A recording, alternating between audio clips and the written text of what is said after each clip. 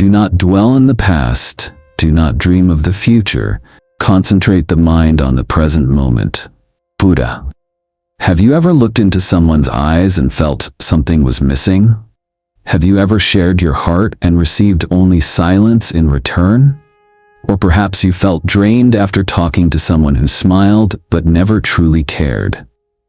If so, you are not alone. Hello, dear friends, and welcome back to Son.Mindfulness. We're truly glad to have you here today. Please stay with us until the very end of this video, because today's topic is deeply important. Nowadays, a growing concern affects many people. There are those among us who seem normal on the outside, but inside, they are completely empty. They speak, they smile, they live among us every day, but their hearts hold no true connection. And the most dangerous part, we often don't notice them right away, until we feel our energy drained, until our minds fill with confusion and doubt. So how can we recognize these soulless beings? How can we protect ourselves, yet still keep our hearts kind? In this video, we will explore the clearest signs to watch for, real stories that may surprise you, and Buddha's wise ways to keep peace within amid life's storms. At Son.Mindfulness, we share gentle Buddhist teachings you can apply in your daily life with ease. We believe awakening begins with simple, heartfelt steps. If you find this content valuable, please subscribe and support the Son.Mindfulness channel.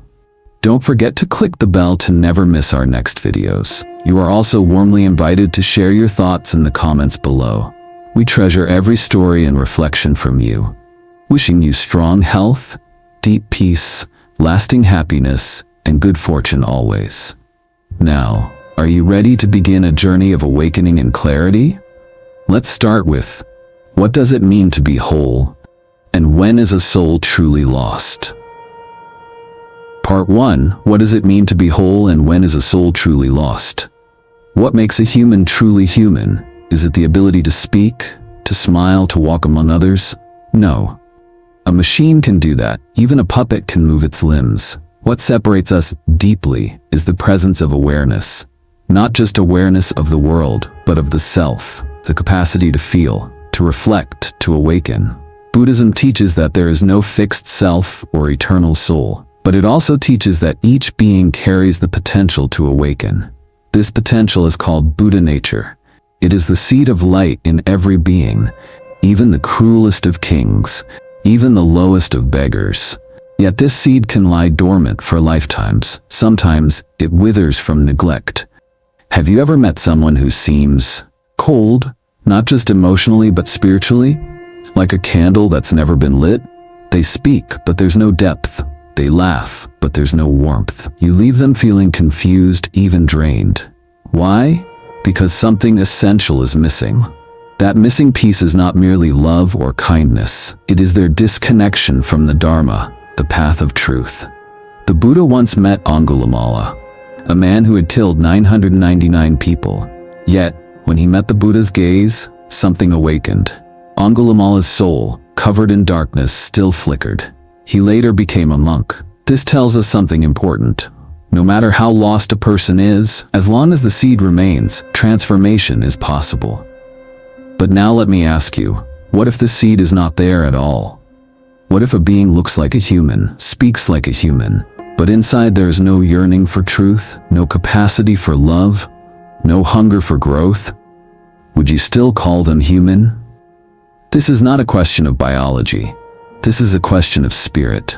Some people are like instruments without strings. No matter how much you try to play, no music comes out. It's not just that they are lost, they are hollow, empty of the sacred. In the suttas, the Buddha described beings of 3 types: those moving toward the light, those wandering in darkness, and those without direction, lost in delusion, moha. Soullessness, in this context, is not eternal damnation. It is the tragic state of being so far removed from wisdom that the soul cannot recognize itself. They may achieve power, they may gather wealth, but they cannot see beauty. They cannot feel silence. They cannot rest in stillness. Have you ever spoken to someone who seemed intelligent but never truly present? Perhaps their words were kind, but their eyes felt distant. That is not rare. It is more common than we admit, and often we don't want to admit it, especially when it's someone in our family. But recognition is not cruelty. It is clarity. Even the great General Guan Yu, a symbol of loyalty in Chinese history, knew when to draw his sword and when to walk away. Discernment is not judgment. It is protection. So here is the question we must ask ourselves. Have I encountered someone who drains my energy even when they smile? Do they make me feel unsafe, even when they say kind words? Do I sense that something sacred is missing? If so, pay attention. That feeling is not paranoia. It is your soul speaking to you. In Buddhist psychology, there is the idea of kama nimitta, the signal of one's true inner state. A person may hide behind beautiful words, but their energy never lies. So, what does it mean to be whole? To be whole is not to be perfect, it is to be aware. To stumble but still walk toward the light. To feel the pain of others as if it were our own. To sit with a flower and feel wonder. To hear silence and not run from it. That is presence. That is soul. And when that is lost, not just forgotten, but abandoned, what remains may look human but lives a shadow. Let me tell you about a monk I once met in the mountains of Chiang Mai. He lived in a tiny hut. He barely spoke. But when he looked at you, you felt seen, deeply seen. He knew no English, but when I bowed to him, tears welled up in my eyes. Why? Because he was whole. And his presence healed what words never could. Now ask yourself this. Have you ever felt that kind of presence? And have you ever felt its absence? What do you sense in your own home? In your relationships? In your own reflection? This is not to judge, it is to awaken. And once you awaken, you begin to notice things that were always there, but hidden. In the next part, we will learn to recognize these signs clearly, one by one. They are not obvious at first, but once you see them, you cannot unsee them.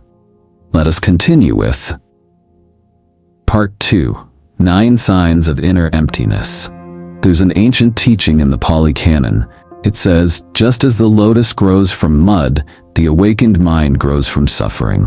But what if the seed is never planted? What if the mud is there, but nothing rises? That is the question we must ask when we meet people who seem soulless. Not because we want to label, but because we need to understand, and more importantly, protect our own light.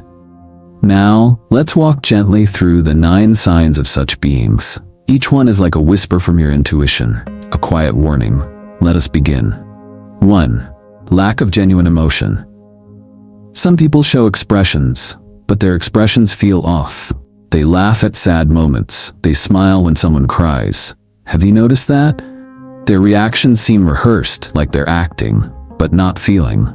In Buddhism, this is a sign of cetana being blocked. The natural intention of the heart no longer flows. When we see a dog rescued from the street, we feel something, a pang, a warmth.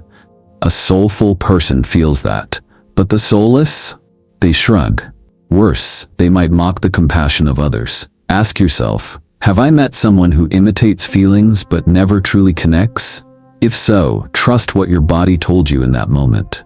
2. Absence of empathy. Compassion is not something we learn. It's something we remember. It lives within us, even before we speak.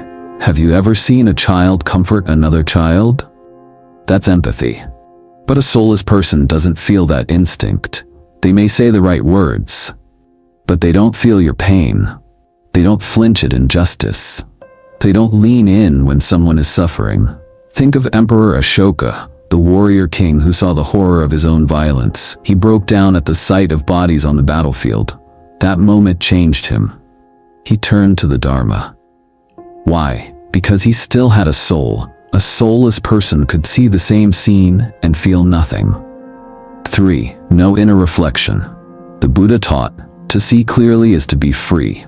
Reflection is the mirror of wisdom, but some people refuse to look into that mirror. They never apologize. They never ask, did I cause harm? Instead, they blame, they lie, they distract. This is not forgetfulness, it is resistance to growth. Think of your own relationships. Have you known someone who never owns their mistakes? Do they twist stories, deny obvious harm? then you have seen this sign. They live outside of cause and effect, outside of karma. 4. Manipulation as their default language.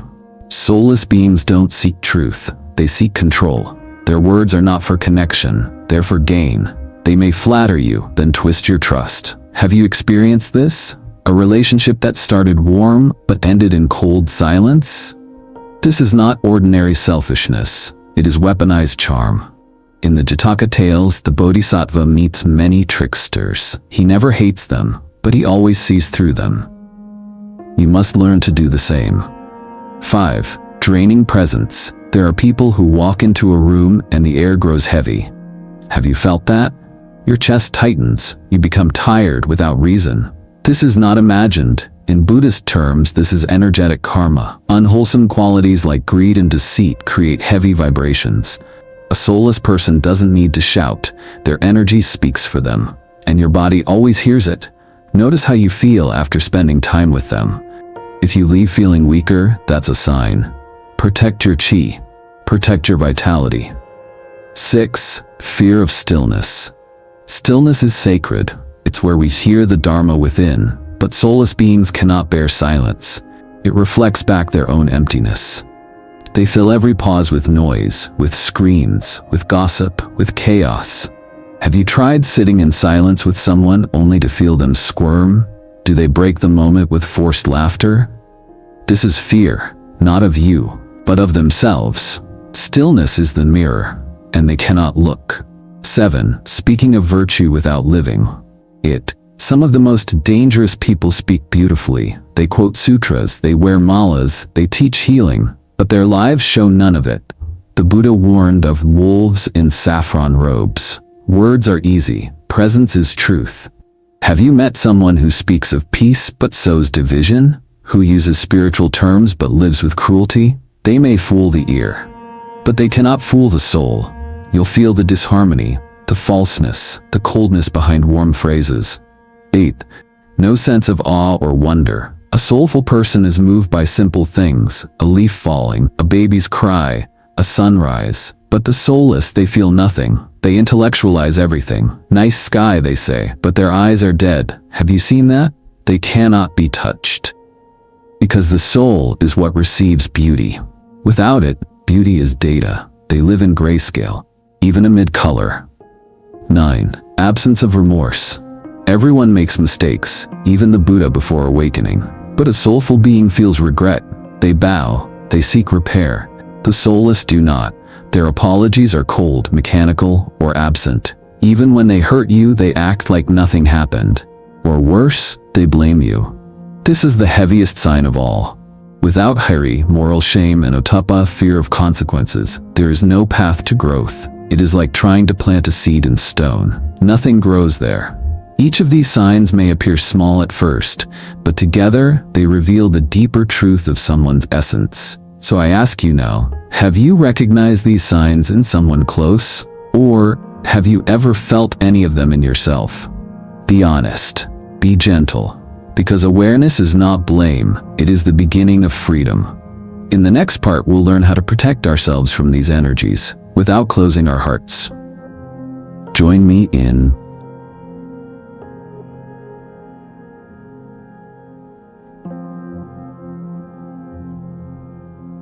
Part 3. How to protect yourself. The Dharma way. The Buddha never taught us to run from suffering. He taught us to look at it, to understand it, and through that understanding, to be free. But to walk this path, we must protect the light within us. Not with walls, but with wisdom. With mindfulness. With clarity, especially when we live around those who have lost their inner light. These people may speak kindly. They may seem helpful, but their presence feels cold. Their words feel empty. Their actions leave us drained. If you've felt this before, you are not imagining it. You are sensing something real.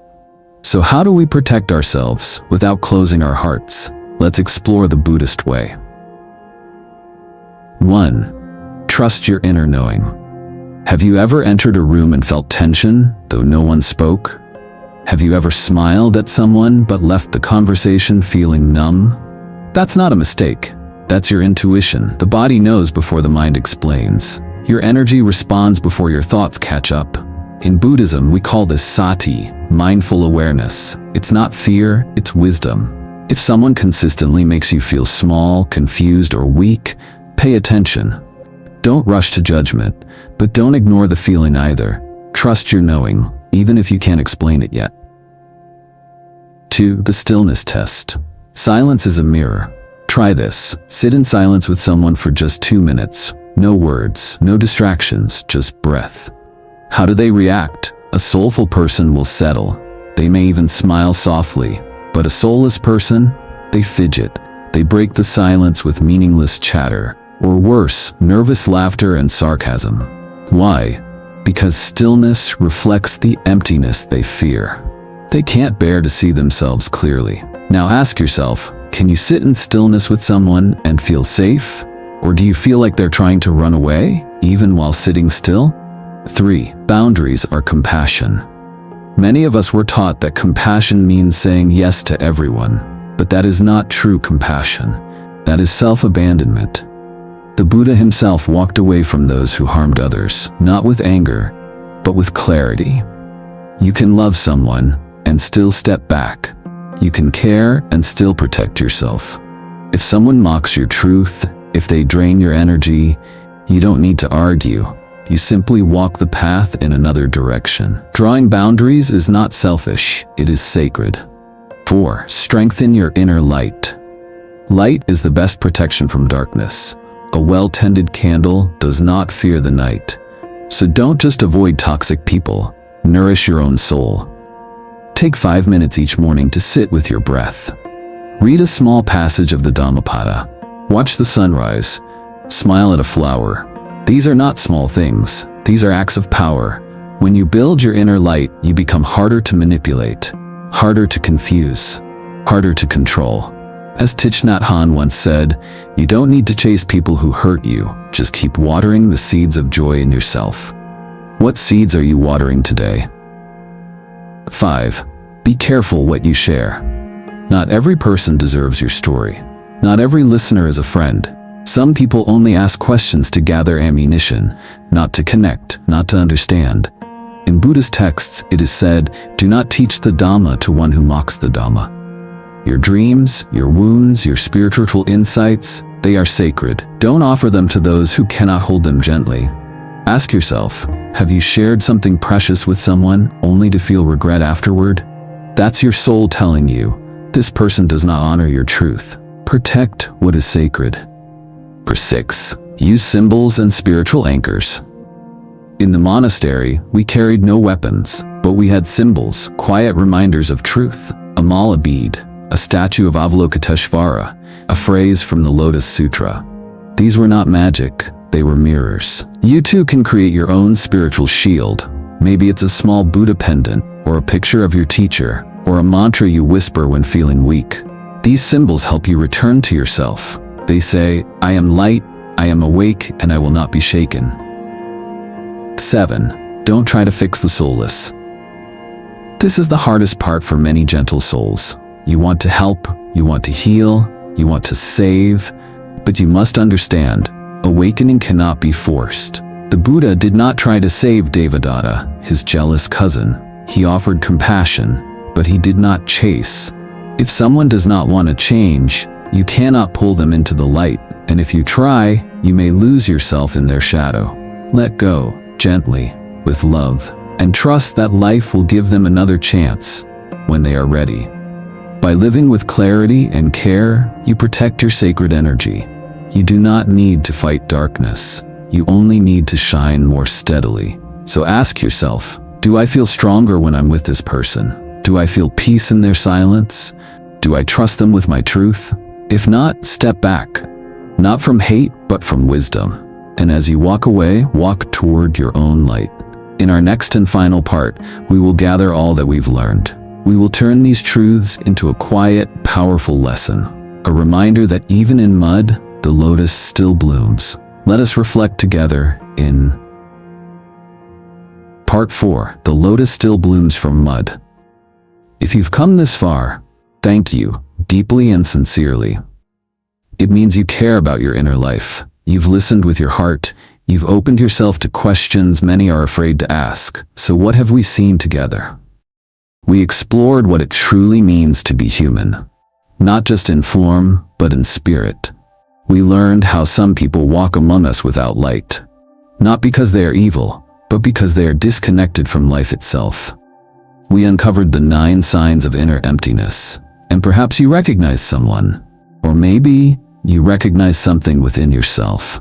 Did a part of this story speak to you? Did it remind you of someone from your past or your present? Have you ever felt the weight of someone else's emptiness?